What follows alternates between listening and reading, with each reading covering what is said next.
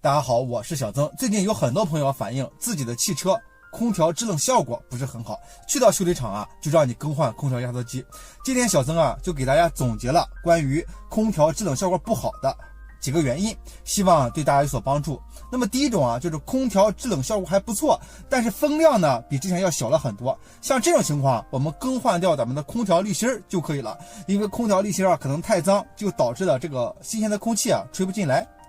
那么第二种啊，就是空调的风量不错，但是空调的制冷效果呢是比较差的，导致这个呢原因有两种。第一种就是冷媒不足，也就是说咱们的氟良不足。那么第二个呢，就是有可能是咱们汽车的这个冷凝器啊太脏了。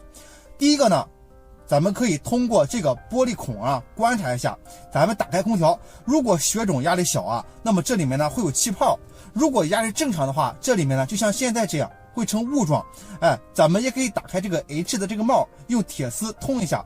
如果压力大，说明正常；如果这个冒出气体的压力比较小啊，那就说明呢不正常。咱们赶紧去维修店呢去充点氟就可以了。再就是咱们汽车的这个冷凝片了，如果脏，咱们用水冲一下就可以了。尽量呢不要用高压水枪，容易呢给呲变形了。开始冲的时候肯定是脏水，越冲越干净，直到冲到清水就可以了。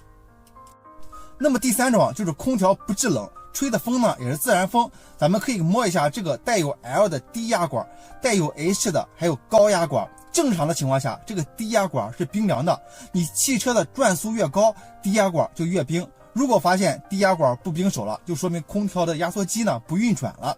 我们可以动手啊自己检查一下，看一看是不是空调的压缩机的保险丝或者继电器坏了。我们可以打开发动机舱内的这个保险盒，找到对应的保险丝或者是继电器。如果完好没有问题，咱们就再检查一下空调压缩机的这个压力开关。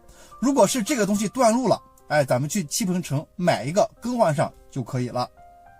当然啊，导致空调制冷效果不好的，有可能是空调的管道有泄漏，泄漏啊就会导致这个血种不足，一定要仔细检查。汽车空调的压缩机一般呢是不会出现什么问题的，那些上来就让你更换空调压缩机呢，都是忽悠你的。希望今天这个简单的分享啊，可以帮大家。